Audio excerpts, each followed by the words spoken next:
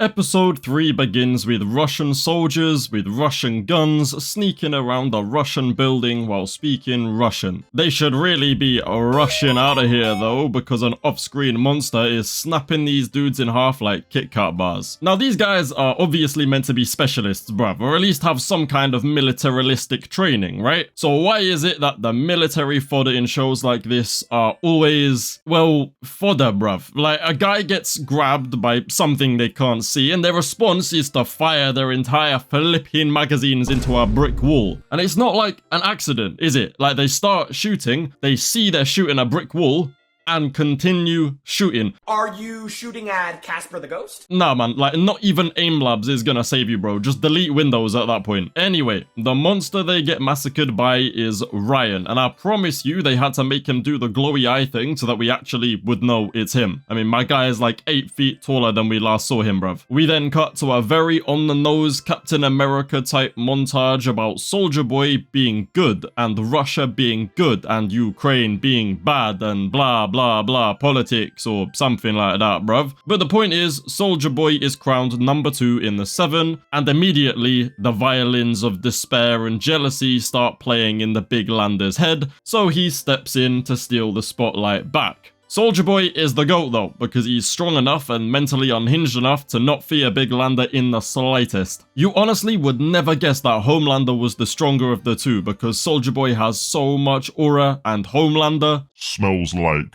bitch. And yes, bruv, I love Soldier Boy. Racist? Sure. Homophobic despite fucking dudes? Sure. Overall terrible person? Sure. But he's the GOAT. Fuck you. Soldier Boy's survival then makes MM lose the last of his sanity, which, to be fair, wasn't really all that much anyway. And then Samir does his best GCSE level acting, as he only now realizes that Soldier Boy doesn't age and is immune to the disease because he has V1 in his system, which no, I'm not gonna explain because it's boring-y, science-y shit. So just like watch the show and you'll understand, you know? Like, I don't know why you guys even watch these videos, bruv. I sit here and tell you about an episode you've already watched with a dumb British accent, bruv. Like, how do you get any entertainment out of this? Well, regardless, I think you should like the video and subscribe to the channel for good measure, or I'll hit you with my shoe. Big Billy Boy then clocks that if Homelander gets his hands on a shot of V1, he will live forever and be literally...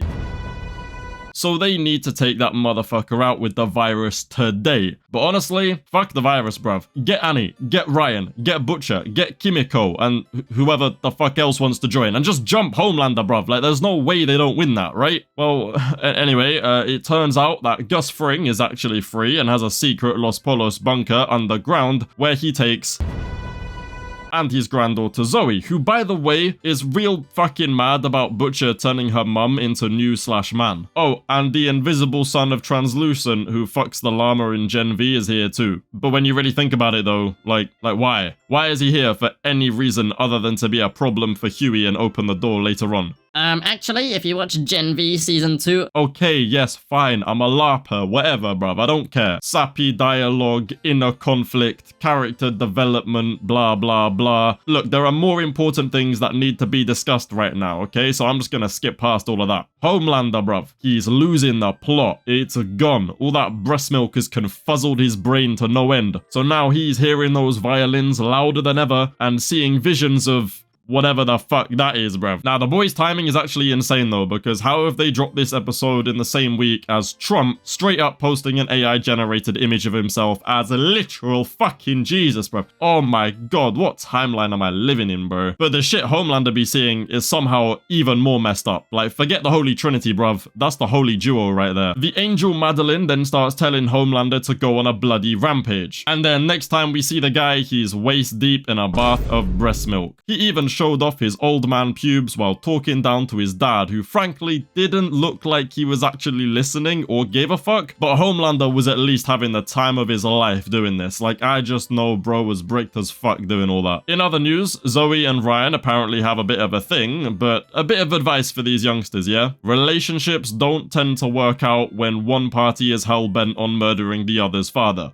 Trust me, just trust me. Big Billy Boy isn't the father figure Ryan could maybe once rely on anymore though, because he's been taken over by Super Cancer. Super Cancer Butcher takes Rydog down the pub for a fucking grim looking pint, bruv. I'ma be real, that looks terrible. But then he basically just convinces the kid to, yeah, kill himself and take Homelander down with them. Ryan's mum might have wanted the exact opposite of this, but Cancer doesn't care, and apparently neither does Ryan, because he just wants revenge for what Big Lander did to his mum, even if it means he has to, you know, team up with Cancer Man to get it. Also, side note, but my guy just looks like final season Will Byers. I can't unsee it. I thought I'd escape Stranger Things for good, but nah, we've got Will Byers and Eleven in the same show yet again. Fuck my life. Eleven has a slightly different backstory in this show to Stranger Things though. Just slightly different. Something about a molasses flood, but I'm British and I don't know what molasses is. And then there was some shit about like geese or something like that. I don't know, bro. The point is, Eleven, the Deep, Noir, and the Russian from Agents of S.H.I.E.L.D. hop in a Cybertruck to hunt down Stan Edgar. They find the warehouse and the totally inconspicuous massive metal door, but fortunately, it's strong enough to buy them some time. The gang's plan for how to get out of here, though, oh, it sucks, dude. It's fucking terrible, bruv. Huey has spent the entire day gaslighting this poor, traumatized kid into thinking Homelander killed his dad, when in reality, Huey is the one who bum-f***ed with an IED. They had his invisible ass sneak up the hatch to try and gas the warehouse, but he got caught immediately by this guy who I'm gonna keep calling the Russian. If you know, you know. But yeah, bruv, like all the Deep had to do was say, nah, home slice, your dad got his prostate disintegrated by Huey, no cap, on God, for real. And then Invisiboy just opened the fucking door for them. Like, they didn't think this through one bit. Realistically, if he could just open the hatch without Noir noticing, surely they could all just sneak out the hatch and run the other direction. More importantly though, what the fuck is wrong with Eleven that they decided to turn their new ally into a multi-berry smoothie instead of the people they're literally there to kill? Everything's all good though, because Annie wastes no time in giving Eleven the 11 treatment by snapping their neck. Low-key, need someone to do that to me, bruv. My neck's stiff as fuck at the moment. And then, yeah, we get the whole, oh, boo-hoo, I killed a sadistic, superpowered murderer whose parents drowned in molasses, so now I must do everything alone. Like,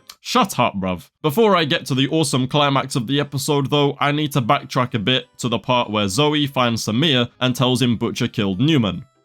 So basically, Zoe finds Samir and tells him Butcher killed Newman, so they destroy the virus, and then leave. And then Kimiko swears more. Anyway, Homelander versus Ryan. Homelander wins, GG, well played, better luck next. Okay, yes, Homelander won, and pretty easily, and even pulled an Omni-Man on the kid before leaving him to live, I guess? But I don't care about the result, bruv. It's still so damn satisfying to see someone draw blood from the Big Lander himself in a single hit. Bro was even ducking and diving through those lasers because he knew that shit would actually hurt. The episode then ends with Homelander, like, spontaneously nutting as the Deep brings the captured Stan Edgar to face him. Cool. Now I just want to go back to bed, so peace.